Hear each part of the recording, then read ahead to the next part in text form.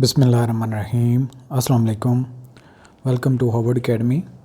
Income from other sources में आज हमने जो टॉपिक पढ़ना है वो छोटे छोटे टॉपिक्स भी हैं, छोटी छोटी बातें हैं जो आपने कंसीडर करनी है, याद रखनी है। तो इनको साथ पढ़ते भी जाते हैं और समझते भी जाते हैं। अगर इस तरीके से मैं आपको एक एडवांस में बताऊंगा फिर आपको सही तरीके से समझ नहीं आ पाएगा। तो सबसे पहले जो एक पॉइंट है, profit on debt received in arrears, कि अगर किसी इंडिविजुअल को प्रॉफिट्स एरियर्स में मिलता है। एरियर का मतलब ये है कि अगर फ़र्ज़ किया हमने कोई बिज़नेस स्टार्ट किया 2018 में और हमें जो डेट हमने दिया था, किसी को कर्ज़ा दिया था, लोन दिया था, उसके ऊपर फ़र्ज़ किया हमने 10 लाख लोन दिया और उसके ऊपर 2 लाख हमें डेट के ऊपर प्रॉफिट मिल गया। अब जो लोन लेने वाला है यानी कि बारोअर है, वो कहता है कि जी मैं आपको 4 सालों में पे करूँगा। एक 2018 में किस्त पे करता हूँ 50,000, एक 19 में, एक 20 में, एक 21 में। अब उसने 4 हिस्सों में तकसीम कर लिया। तो ये जो एक साल में हमारे ड्यूज़ बनते थे 10 लाख के ऊपर 4 लाख हम अज्यूम कर लेते हैं, या 2 लाख बनते थे अज्यूम किया, तो उसको 50-50 हज़ार के 4 साल में उसने पे किया। तो ये जो इन पीसेस पे किया है ये एरियर्स हो जाएंगे, यानी कि जो हमारे ड्यूज़ थे वो हमें जब एक्चुअली मिल जाने चाहिए थे 2018 में, नहीं मिले, बाद में मिल रहे हैं। अब उससे क्या असर पड़ता है? उससे ये भी हो सकता है कि 2018 में हम ये अज्यूम करते हैं कि जो प्रॉफिट ऑन डेट है उसके ऊपर इंटरेस्ट था, लेट्स सपोज 10%। अब जब वही 50,000 हमने 2018 में कंसिडर कर लिया, अब 2019 में लेट्स सपोज के वही रेट रहा, 2020 में आते हैं तो वो जो 50,000 अगेन हमें मिला एरियर की मद में, तो उससे हमारी जो 2020 की लाइबिलिटी थी टैक्स की, वो फ़र्ज़ किया बन रही थी 1 लाख। अब जब वो 50,000 हमने ऐड किया तो इससे हमारी रेट बढ़ने की वजह से हमें 1,30,000 पे करना पड़ गया। तो आप अगर पहले 2018 में उसका इंटरेस्ट पे किया होता तो फिर आपने उसकी लाइबिलिटी आपकी बजाय इसके 1,30,000 बनती, वो 1,15,000 तक बननी थी। तो तब आके आप यही अज्यूम कर सकते हैं कि जैसा कि आपको उसी साल में ड्यूज़ मिल गया जिस साल में ये अराइज़ हुए थे।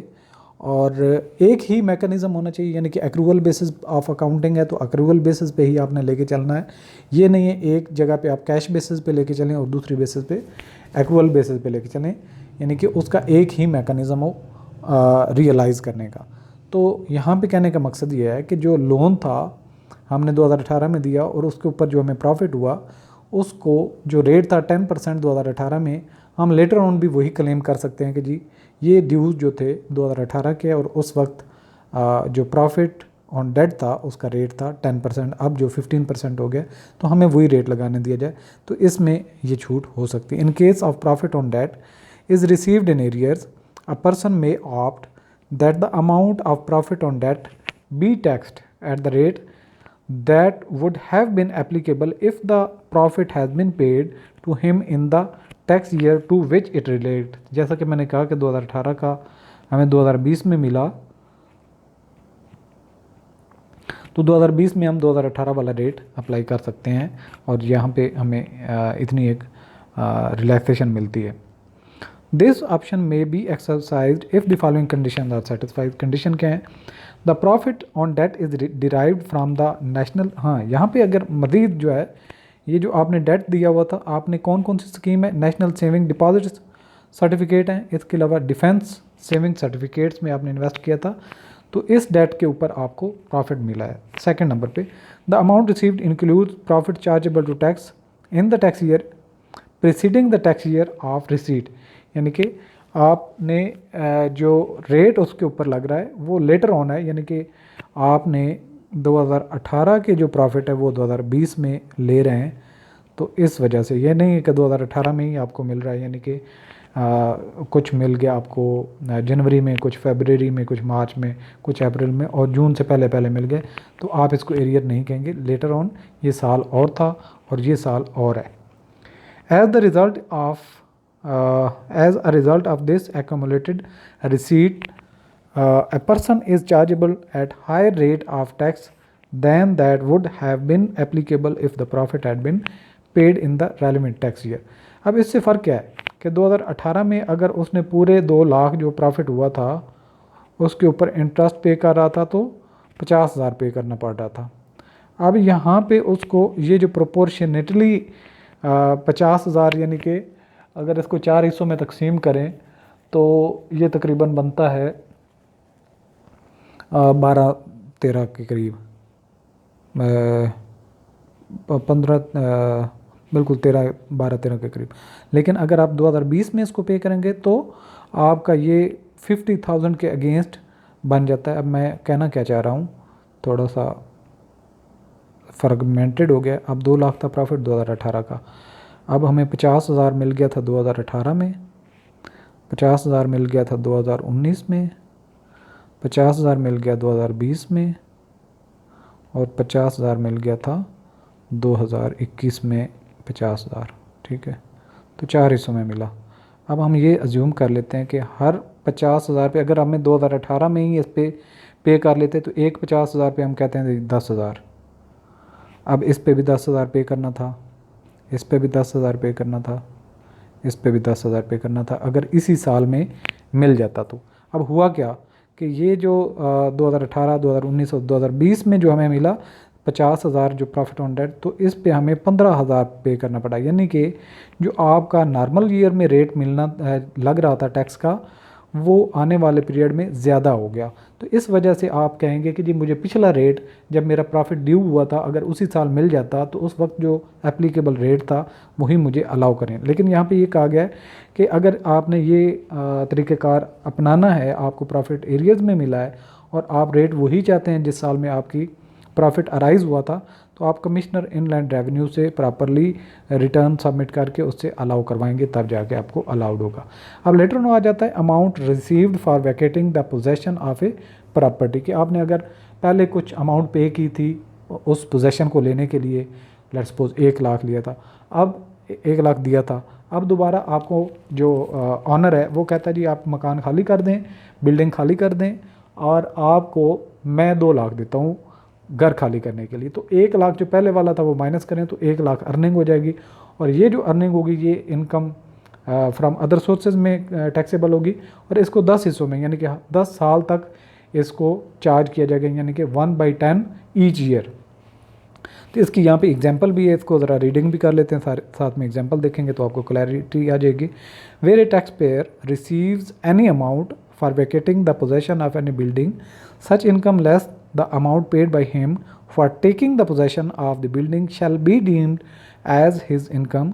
This will be charged to tax under the head income from other sources in 10 years starting from the year in which it is received in equal proportion। तो एग्जांपल है यहाँ पे हमारे अमाउंट पेड इन एडवांस कितनी थी 80,000 और amount received at the time of vacating house ये property 1,20,000। अब 1,20,000 में से 80,000 उसने पहले दिया हुआ था वो माइनस कर लेंगे तो 40,000 इसको क्या हुआ एक्सेस अमाउंट या ज़्यादा अमाउंट इसको बचत हो गई। अब इसको 10 इक्वल प्रोपोर्शन में तकसीम करेंगे। Amount to be charge to tax every year up to 10 years, तो 40,000 डिवाइडेड बाई 10 तो इसका हिस्सा 4,000 पर ईयर आ जाएगा। अच्छा, इसके बाद आ जाते हैं कुछ जो डिडक्शंस होती हैं। आप फर्ज किया इनकम फ्राम अदर सोर्सेज में टैक्सेबल हो गए कि ये जो मेरी अर्निंग थी ये बाकी 4 हेड्स में नहीं आ रही, तो अब मुझे टैक्स पे करना है इस इनकम पे under the income from other sources. अब यहाँ पे जो आप इनकम अर्न कर रहे हैं फ्राम अदर सोर्सेज की मद में, तो उस बिज़नेस को चलाने के लिए, उसको मैनेज करने के लिए, उसको एग्जीक्यूट करने के लिए आपको कुछ अखराजात करने पड़ते हैं। वो अखराजात कौन कौन से हैं और किस तरीके से आप उनको एज ए एक्सपेंडिचर डिडक्ट कर सकते हैं, इसमें ये हम सीखेंगे। While computing taxable income under the head income from other sources any expenditure other than the capital expenditure, capital expenditure आपका अलाउ नहीं है, बाकी जितने होंगे incurred wholly and exclusively for the purpose of earning such income shall be deducted from the income. This expenditures and allowances may be the following. वो कौन कौन से हैं?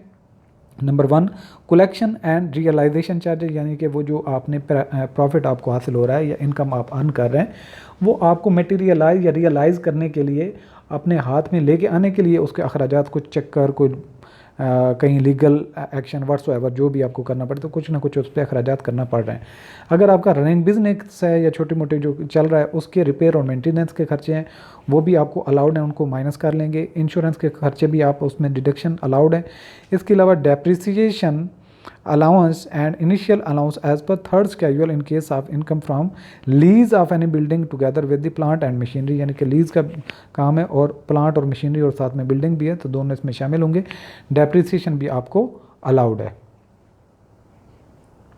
इसके अलावा इंटरेस्ट ऑन बारोड कैपिटल कि आपने जो बिज़नेस लेके चल रहे हैं उसको रन करने के लिए आपको कुछ कैपिटल रिक्वायर्ड था, वो आपने बैंक से लिया या किसी फ्रेंड से लिया, तो वो कैपिटल रेज़ करने के लिए आपको लेटर ऑन इंटरेस्ट पे करना पड़ा। तो कैपिटल जो आपने रेज़ किया जिससे आप ये बिज़नेस को लेकर रन कर रहे हैं उसके ऊपर इंटरेस्ट पेमेंट जो होगी वो भी अलाउड है, आप उसको डिडक्शन कर सकते हैं। इसके अलावा Zakat on profit under the Zakat and Ushr ordinance 1980 ये भी आपको अलाउड है। इसके अलावा any other expenditure incurred for the earning of such income वो भी अलाउड है।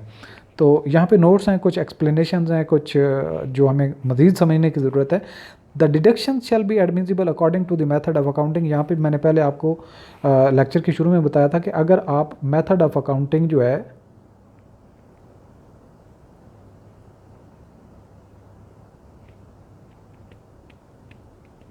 अगर वो एक्रूवल बेसिस पे लेके चल रहे हैं तो वही आपने अखराजात के लिए भी, यानी कि आपकी जो अर्निंग्स को एक्रूवल बेसिस पे काउंट करते हैं तो अखराजात जो होंगे उनको भी एक्रूवल बेसिस पे लेके चलेंगे। अगर आप अपने बिजनेस को कैश बेसिस पे लेके चल रहे हैं तो फिर कैश बेसिस पे ही एक्सपेंडिचर को भी लेके चलेंगे। The deductions shall be admissible according to the method of accounting regularly used by the tax payer while computing his income where incomes are recognised on accrual basis the expenses shall also be allowed accordingly.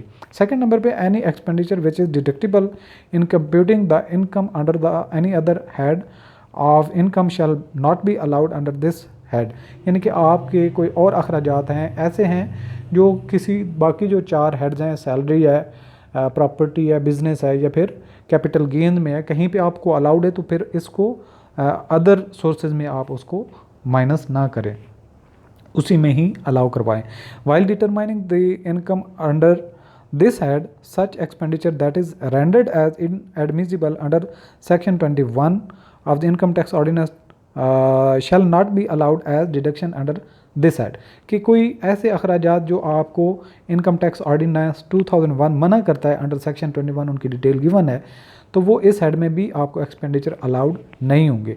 इसके अलावा जो capital nature के expenditure हैं an expenditure shall be treated as a capital expenditure if it has normal useful life of more than 1 year, यानी कि normally capital expenditure को भी other sources से आप माइनस नहीं करेंगे। इसके अलावा FTR का मतलब क्या है, जिस तरीके से मैंने पहले आपको लास्ट लेक्चर में बताया था कि अगर आप बिज़नेस में इन्वेस्ट करते हैं और आपका बिज़नेस जो है वो 1 लाख अर्न करता है और वो अपने शेयर होल्डर्स को 50,000 उसमें से एज डिविडेंड देना चाहता है तो डिविडेंड इसकी जो टोटल अमाउंट होगी प्रॉफिट पे इस पे फर्क ये डिविडेंड अनाउंस होता है तो इस dividend pay tax deduction at source हो जाती है। जब एक दफ़ा डिडक्शन हो गई तो इसको FTR समझा जाएगा, यानी कि फाइनल टैक्स रिजाइम।